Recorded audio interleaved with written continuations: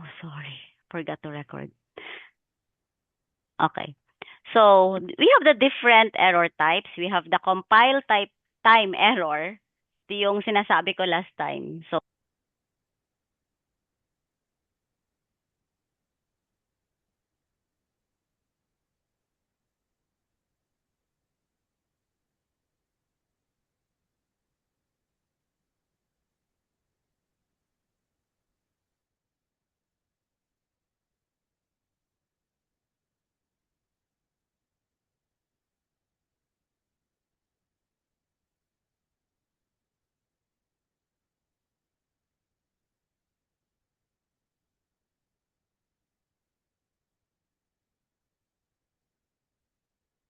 okay, next. The runtime error is your error during execution, and this is what the exception handling is basically covering in this topic, runtime error, the error during execution. So it's an event that occurs during execution of the program and it disrupts the normal flow of instructions. Let's have an example here. So this is a very simple example, a division by zero. Although it is, the syntax is correct naman yung pagkakalagay ng, pagkaka-arrange ng ating symbols and everything in an arithmetic expression, but then it's still an error. What do you think is the error here?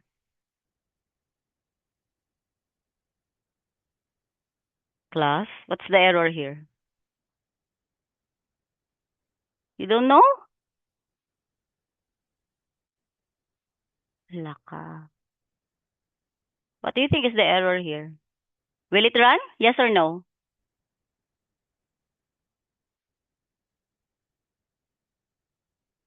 The zero. Why zero?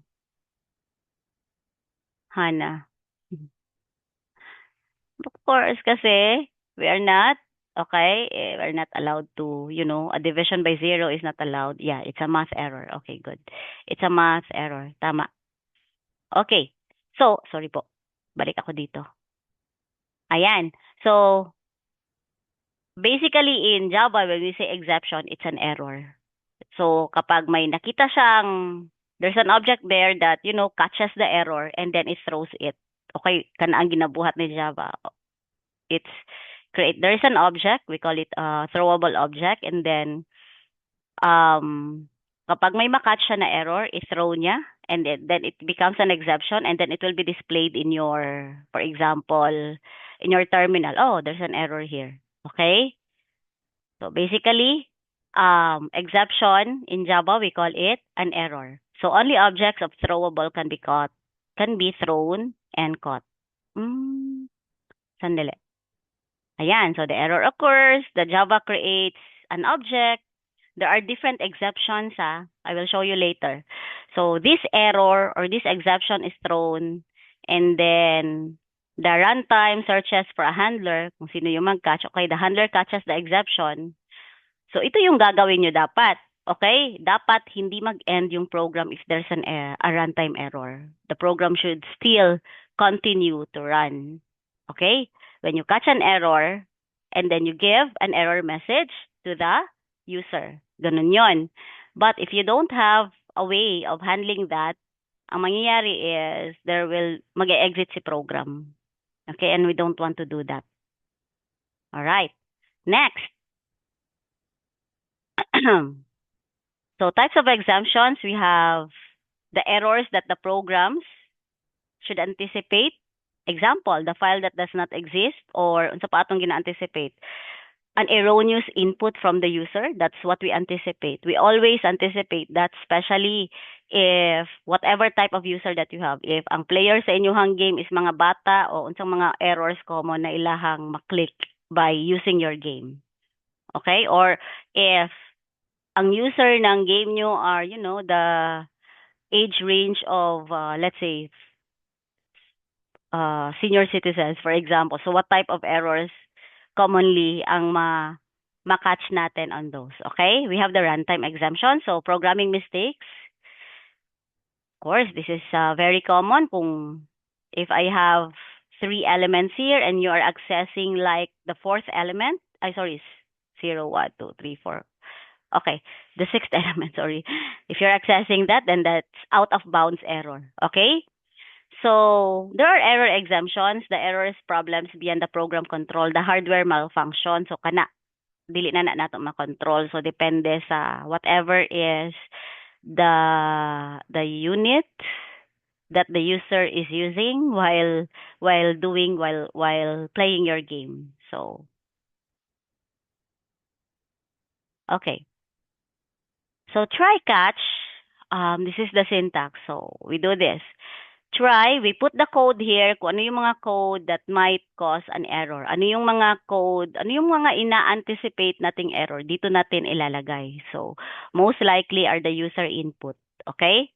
Catch is, it handles the error. So, exception type is, or the exception, actually exception lang ni. Pwede rin ni exception. Exception is, a class, okay, and then it creates an object, E. So, dito niya malalagay anong type of exception yon automatically. You can display that actually, kung anong type of exception ang iyahang na-catch. Okay? It throws, if there's an error here, it throws the exception and it catches the exception here. The finally here, this will always be executed whether or not there is an error. Okay? This always runs. See the ano later ha. For example, I have this. Okay, so I have a public class test and then we have an A and this is the example a while ago. So dito, kung walang try catch, walang exception handling, the error, I mean the program crashes. When I say program crashes, diretso siya mag-end. Okay, but of course, with the exception handling, okay, catch, arithmetic exception E, system.out.println, divide by 0. Okay, there are cases where, ma'am, what if I don't know what is the type of exception na ang iyahang i-catch? Well, we can always just type walay arithmetic. Exception lang diretso. Kung exception lang, that means Java compiler will automatically, send to this function to this part here kung sa tunga type na error. Okay? Show you later, ha. Okay, these are the most common errors and exception types. Arithmetic error, out of bounds, file not found. Okay, ito yung mga nakikita kong errors while running your program. Most of that Simin class and okay. I also run the program of the other classes. Ito yung mga ano kasi I'll explain later na lang kasi medyo kulang-kulang yung files na for example, kulang yung files na binigay nyo. So, may mga files ang hindi nakikita. So, ito. The I/O exception occurs when an input or output operation fails and so on. These are most common, but there are many pa. Okay? So, the source is, of course, in the W3 schools, sorry, in the try-catch, pwede nyo tingnan doon yung complete list. Okay? Now, if your concern is, ma'am, I don't know what type of error yung escape ko muna ha. Kung anong type of error yung na-accept natin. Okay, look at this. Sandali, sorry. I'll go here. All right, look at this. So for example, I have numbers 1, 2, 3, int n, 3, 0. Okay, I wanted to, wag mo na yan. I wanted to print my numbers out of bounds tayo ha. 5. So if you look at here, if it's an exception, automatically the compiler will just apply here kung sa to siya na type of exemption. Unya na. I'll show you mamaya. If there's an error, if I run that, of course, it's something went wrong. If I wanted to check, okay, kung unsa to siya nga type of exemption, okay, you just have to display the E. Okay, diha man na niya ibutang kung curious kaayo mo. Okay. So the error here is, dali, kita ko ba? Something went wrong. Ay, sorry po. Anong mali ko? Sige. Bakit hindi lumabas yung exception type? Can you tell me?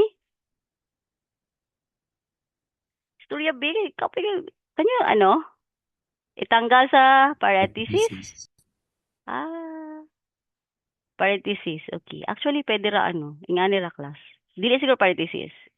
Ilabas mo sa, because it's basically a variable na. So, ilabas mo na lang siya dyan. Let's run that again. Quotations, yes. Hinilagay ko net. Ayan. So we have, so ilalabas niya, array index out of bounds exceptions. If we don't do this, the program will exit or it will crash. Mag-exit ang program. Tapos ito yung i-display niya doon sa inyong um, terminal. Alright? We can also have, if you know the different types of exceptions, really, you can have multiple exceptions. Okay? So for example, I have this here, and then you also have, sa gitawag ani, arithmetic exemption. Ang maggawas diri class is kung unsa ang pinakauna niya nga ma-check sa catch. Okay? So if I run this, this will be displayed and then exit na. Dili na ninya buhaton. Okay? But kung iuna na ko nigbutang si catch diri sa taas, ang una niya ma-display is cannot divide by zero. But you can have multiple exceptions. And then, of course, if false siya dito, false sa second exception, and then if there is still an exception, then dito siya sa pinaka-last. Okay? Alright. Sige. Balik ako sa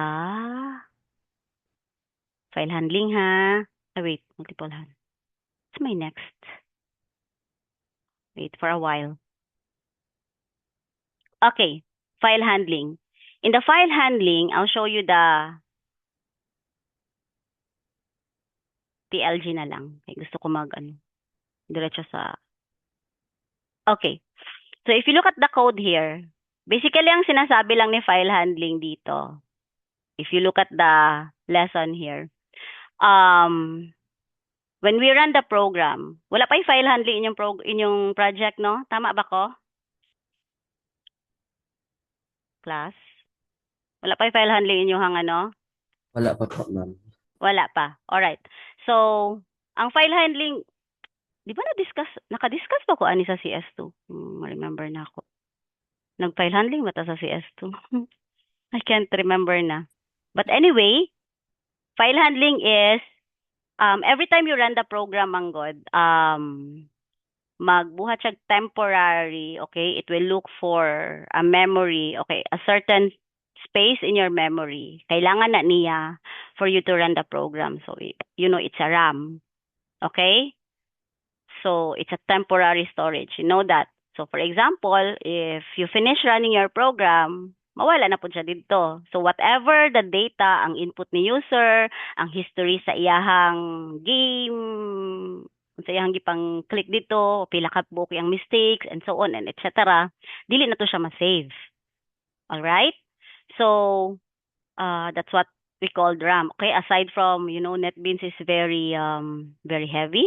Tama ba ko? Sa inyong RAM. So, aside from running that, it allocates a certain storage also for it to run plus a certain path. Okay? So, yun yung nangyayari. But of course, if we mag-exit na tayo, ma-free yung space doon sa RAM. Okay? It's a temporary storage. So, basically, ang sinasabi dito sa LG is that there is a way that we can create a file. So, this is a very simple creation of a file. Okay? Actually, you can actually import java.io and then file. File ang iyahang package. But sa example diri is, ihan ang gi-asterisk o tanan na. Para wala problem, okay, you put asterisk. Okay, para lahat na. Alright. So here, if I have this public class test class file, that means in Java, this is very strict. Okay?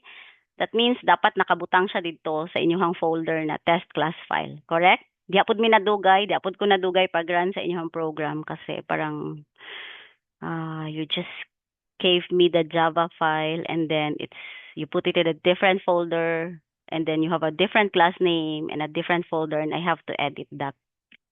Okay? So we will going to show you later na lang unsaon na para mas mapasayo na to, ha?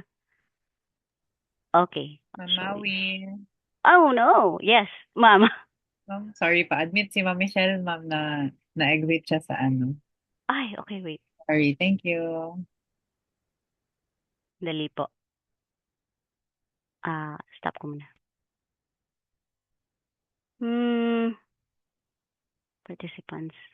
Admit all tayo.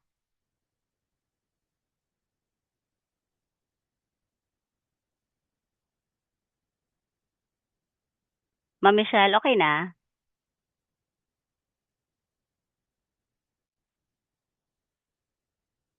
Okay. Ma'am Michelle is already here. Okay. Sige, continue ta ha. Asan ako? Share. Alright.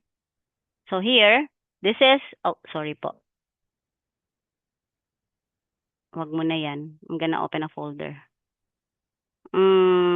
Sample codes. I have a sample codes.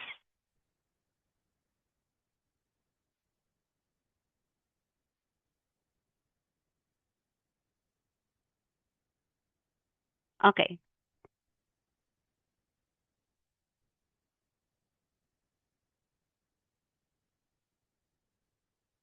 Let me see, ha? Java test. Reference. Alright. Okay. Sige, makita ninyo ako on screen, no? Okay, please don't be kung tanaon ninyo na kuan mo sa I'm using actually a different IDE. If you wanted to use NetBeans, that's okay also. All right? If you're interested in doing this, you can ask me. Okay? During free time sa school na lang. Dili na lang sa dere. Medyo gaan man gud ni siya. Dili kay siya naga-require og dako na RAM. Okay. So, basically pwede ani or pwede pud katong file. Okay? So, in this case, let's explain each line of code ha. So, because we imported this package file, and then we actually created an object here, file test, new file. Kanina part diri class, wala ni siya nag-create og file. It doesn't mean it creates an actual file. It actually just create an address. Okay? Lahi si Java murag. O sige, magbuhat akong address. Okay? That's why when we run this system.out.println, does the file exist? So that exists is a function, okay, in this class na file. It checks for, okay, naa ba si old file or wala. Of course, the answer is false. Wala pa'y file. Mura siya si analogy ani. Kana ganing, o sige, buhatag plano. Okay, nanay address, pero wala pa'y balay. Okay? May address na, pero wala pang bahay. So ito, yes, that's why the file has 0 bytes. Okay? Hindi pa mababasa. Can it be written false? Kasi nga, wala pang file. Alright? Pero, there is an address already. If you run that, the absolute file is already here. Okay? It creates an address. So, ma'am, paano ako gagawa ng file? Okay, package. Ano ito kasi wala, murag wala na include sa LG. Okay, it's important. So, we have file test that create a new file. So, this is the time that you create the house, for example. So, if we ask again if it exists, of course, the answer is true. So I'm going to compile that again. Okay. And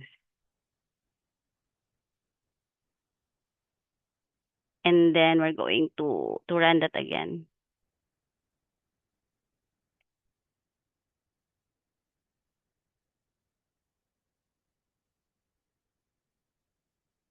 Let's file that Java. Java, okay. Kulangan kong space.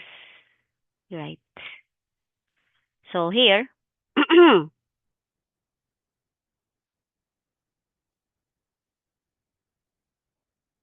okay. At first, kaduha man gud ko nag-ask, does it exist? Diba? False pa. Pero pag abot diri class in line 9, you created a new file. So we ask again, does it exist? Now it's true. All right? So the file has 0 bytes, wala pa'y sulod. Can we read from it? Yes. Can we write onto it? Yes. Is it a directory? No. It's a file. Is it a file? Yes. So you can check it. For example, ma'am, asa na ko na makitaan? So it's here. Asa na ko na save. I'm going, wait for a while. And it's here. Okay, you can see that new file.txt. Um, you can also check that here in the directory if you are using the VS Code. Okay, so if you can read, so basically the LG that just tells us that we can create a file, we can create an absolute path for it, and then we can check. This is just checking. Okay, is it a directory? Is it a file? Is it absolute? Okay? Yes or no? Kasi ang next na mga LGs nito class is the actual writing of input, okay? Whatever we wanted to save on a file and then we wanted to read from a file. Yun yung 3 to 4 LGs yata na nagsunod. Okay? Sige. Question muna. Kasi may papakita ako. Question. Basically, that's the 2 LGs na nandoon sa FA1 ninyo. Alright? Question please, before I'll show you something. Okay na ta? Class? Sa oras, kita mo man, 55. Okay. None po, ma'am. Yan, alright. Fast learner ba mo? No. Okay. Just a heads up. Kasi may mga, although I understand in the project deliverables, we concentrate on the graphics, on the keys that we should press and so on. So dito, we wanted to insert exception handling in your project, although these are working na. Ano yung mga pwedeng i-insert natin? Kasi there are cases that when if I am the user of the game, and then I don't know what keys to press, sorry po. So for example, if I wanted to open a block, sige lang kog forward, saan man ni? Ay, okay, i-press ang space bar. Do you understand? Okay?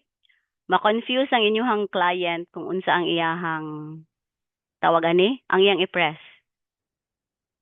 Okay, although there are instructions on what the game is, you are going to solve this and so on, but you have also to give instructions, specific instructions on what to, ano yung type of input na kailangan nyo sa amin, sa user.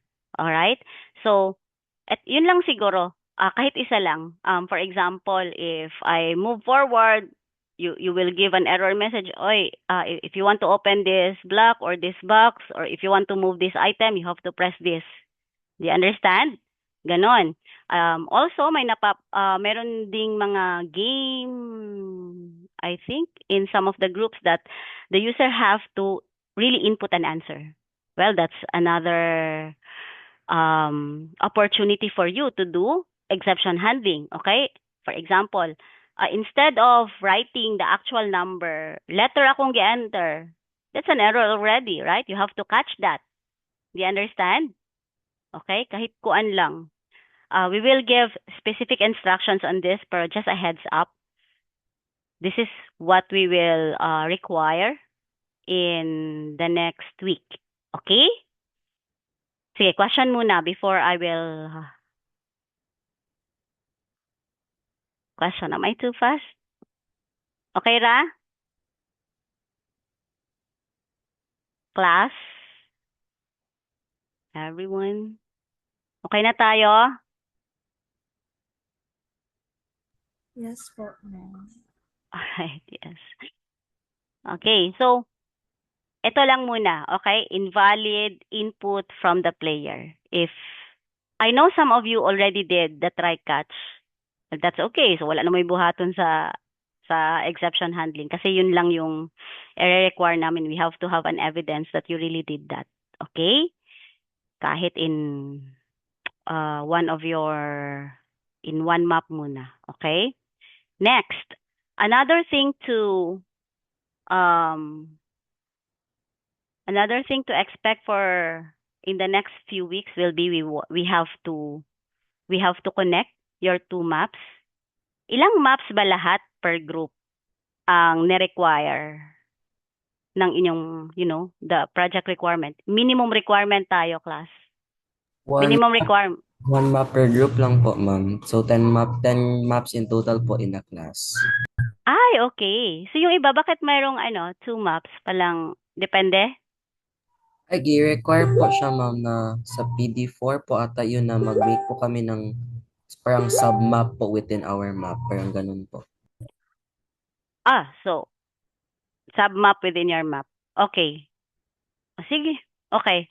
So, ang gagawin dapat, the next goal would be, we wanted to have an exception handling in your project, and then siguro in the next week on that is, we have to connect, your map and the sub-map. Moto ko ma-remember mo, Rag, when I played your PD4, tapos, if I succeeded on that, I have to go to another portal. Tama ba? Tama ba ako ang kuan, no? Then there's a sub-map. Am I correct? Ha? So, kailangan na to i-connect. Okay, next. And of course, the final project should be, a one whole game for the whole class where there is a main menu and everything. Where all of the maps are interconnected na. Okay? So, sige. Question muna para dili ta malibog. Okay, next week we wanted this, but we have, please wait for further instructions. We will organize this into, specific instructions talaga and the rubrics, okay? Just so as you have an idea what you will do next week. Sige. Questions muna before I will show you something. Okay? Ano yung mga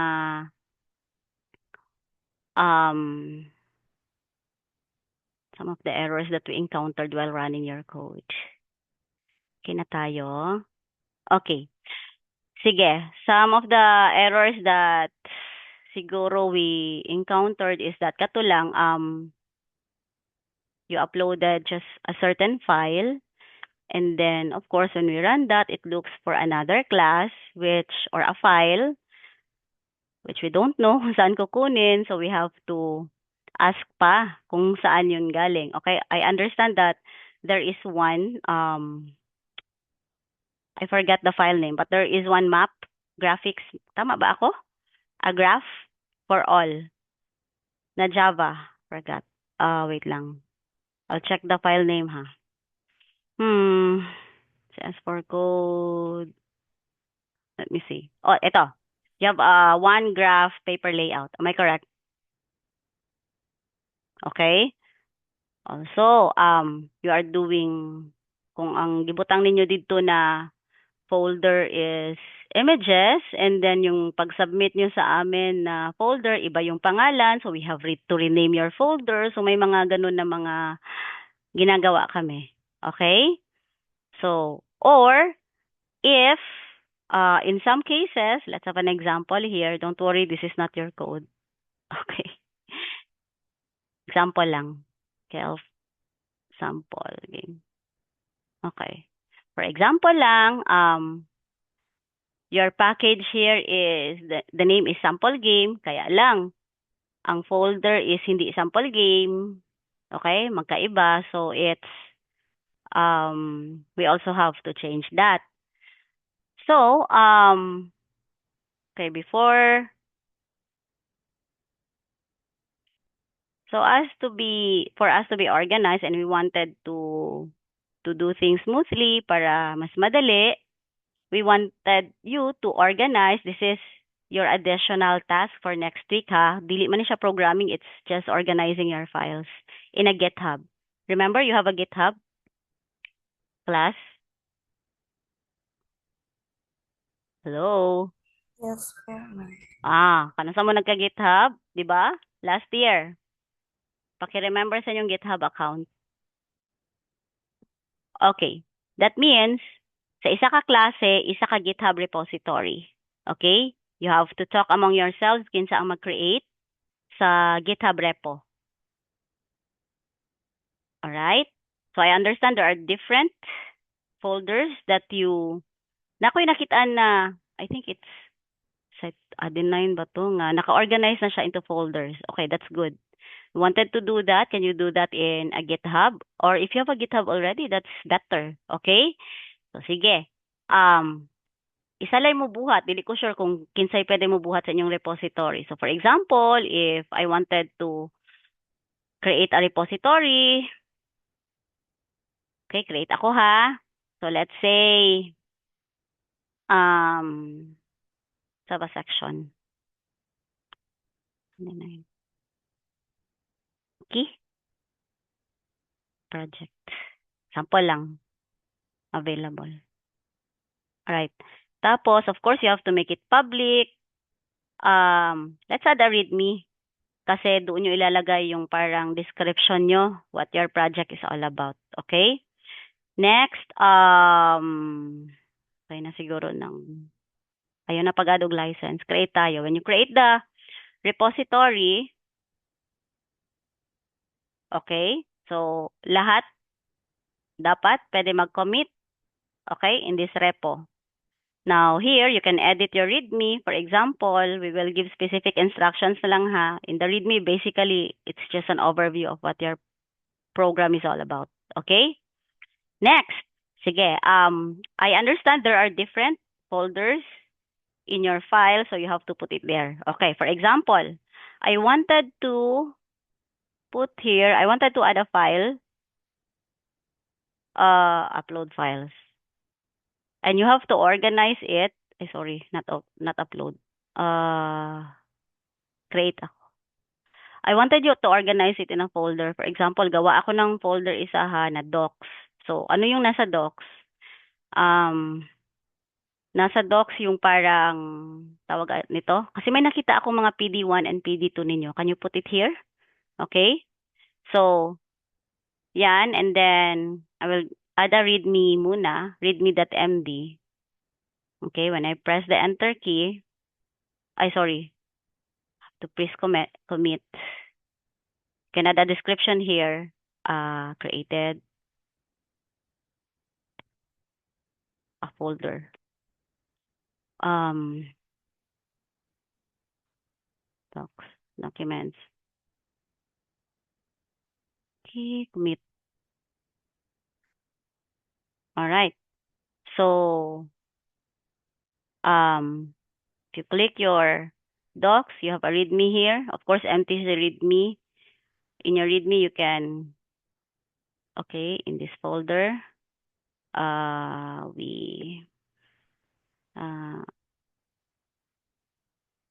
in this folder are the documentation of our project and so on. Okay? So let's say edit with me. Okay, next. Now, ma'am, paano kami mag-upload ng parang files dito sa aking docs? Remember, you have just to click the folder. Just click the, okay, inside your folder. And then, upload lang kayo ng file. Remember how to do this? Di ba ginawa niyo to dati? So, you choose your file or you can drag and drop. Okay? Yun lang. Actually, we wanted you to organize your files here. I think ang nakita ko na, I think meron na kayong mga Google Drive, right? And kasi if it's about code, it's better kasi if it's GitHub. So para makita namin na this certain Java file, kung sino yung nag-commit. Of course, ang dapat mag-commit doon, okay? Or ang dapat mag-edit on that certain file is kung sino yung members na naka-assign on that certain file. Do you understand? Kay kung lahi ang nag-commit, dili na mo siya tagaan o grado. Okay? Do you understand? Kay para when we run your program, isa lang ka download lahat.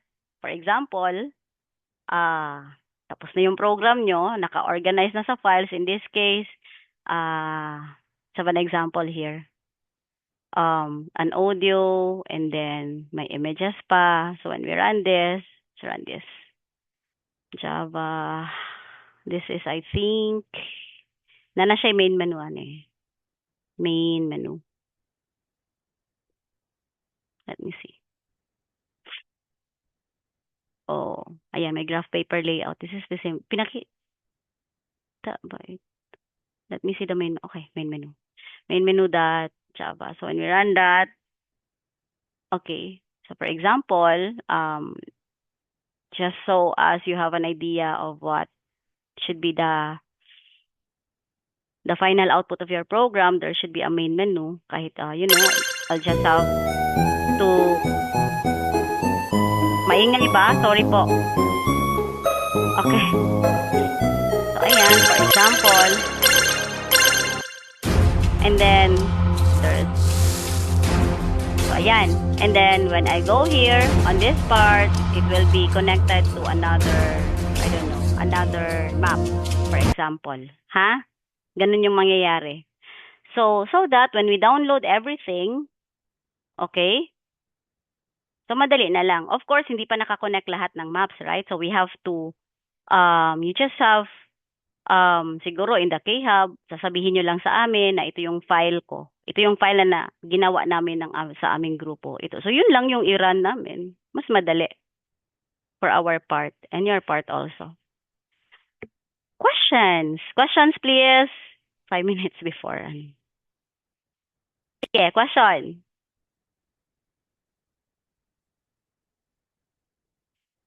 Basta ang buhaton next week is, anyway, butang pa man instructions class ha, in the K-Hub. We will require exception handling, okay? And wag muna mag-connect siguro. Exception handling muna. Let's do it. And also the GitHub. You organize your GitHub. You talk among your group. I mean, the class. Okay? You organize the files in such a way that we download everything. We don't have to rename the folders. Correct? Okay? Kaya ang nahitabo man God when I run, I have to really, okay, I will copy again the graph paper layout. I have to copy again. I have to download again the images. So, anyway. So, ana lang. Mura ganig sa muka. Ang nahitabo man God ani class, you are working on one big project, right? And then each one of you is assigned certain modules or certain levels. But of course, dapat ang mag-upload sa iyahang, kunyari, si group 1 is katong whatever map 1 ang iyahang gibuhat, ato yang i-upload. Sila dapat ang mag-upload. Kay para makita na mo na, okay, one of the group member, it doesn't, ma'am, kailangan ba kami lahat in a group mag-upload? No. One of you lang, any representative from the group. Okay? Kasi makikita namin yan doon sa sa GitHub repo. So, that means, for example, kung, ma'am, hindi kami na-late, kung wala kami makita sa GitHub, it's okay. Kasi nandoon na sa GitHub, actually, makikita na namin. Basically.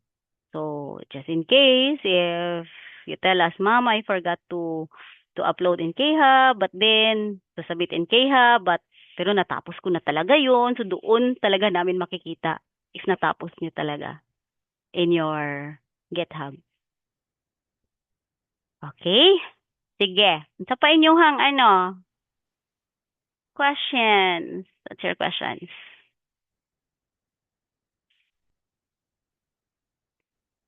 Ha? Unsa pa man? Unsa yung klase dapat karon? Na mo ang gikuha. What's your class ba dapat? 11:05. Is this your lunch break? Wala na yata. Oh, lunch break nyo? Ay, okay. Sorry. So, working lunch. 11:55 pa ilang lunch break na. Uy, 11:55 pa. Uy, taka naman ni si Ralph. Oh. Okay. So, any questions?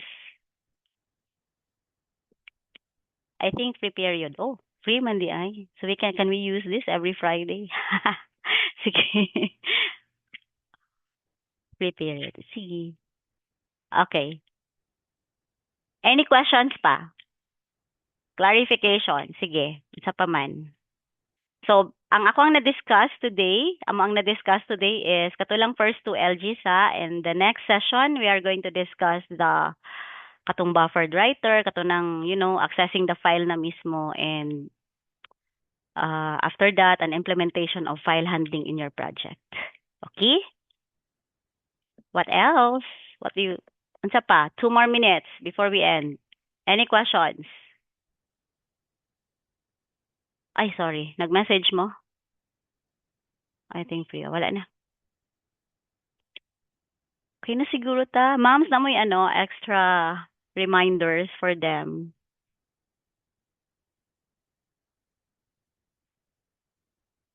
Ma'am Karen and Ma'am Michelle. Wala Please siguro. confirm your grades, everyone.